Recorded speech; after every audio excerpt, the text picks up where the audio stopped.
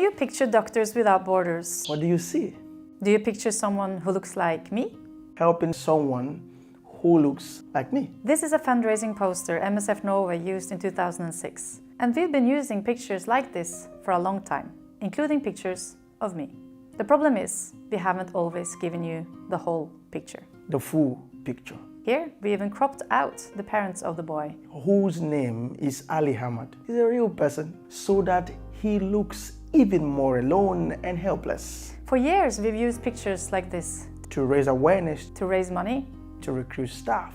But today, we recognize that these images Propagate a single story and perpetuate racist stereotypes of so-called white saviors. and powerless victims. But Doctors Without Borders has always been Nigerian without borders. Kenyans without borders. Filipinos Without borders. Haïtiens sans frontières. Mexicanas sin fronteras. Right Hindustani. 영없는 한국인. 기억하카이 한국과 있구나 많아 fronteras kan. 네팔이 비나코네 시마나. سوريون بلا حدود. We just haven't focused on them as much as we should have. So, you might not know That of all our colleagues around the world, the largest number are from South Sudan. You might not know that this is because 4 out of 5 of our colleagues.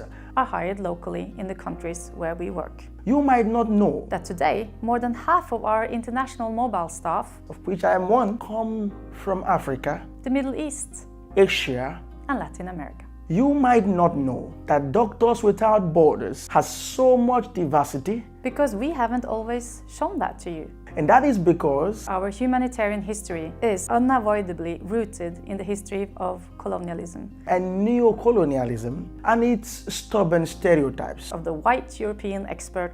and the distant order in need So now we've begun the long journey to change MSF culture, and way of communicating and advocating. and because we all have blind spots, we will certainly stumble along the way. But this isn't just about getting it done, it's about getting it right. Some changes should be easier than others. Like showing a more representative picture of who we really are, and where we are coming from, When we tell our story. our whole story. Of course, that story still includes people who look like me. Because that is still true. However, white people shouldn't be the center of every story. Because that is not the whole story. And that's why we want to pass the mic, To our colleagues around the world, much more often. so that more people from our diverse workforce And the patients themselves can tell their own story with their own voice, from their own perspectives, and co-own the story. This is important. So now it's also up to you. Will you listen to them?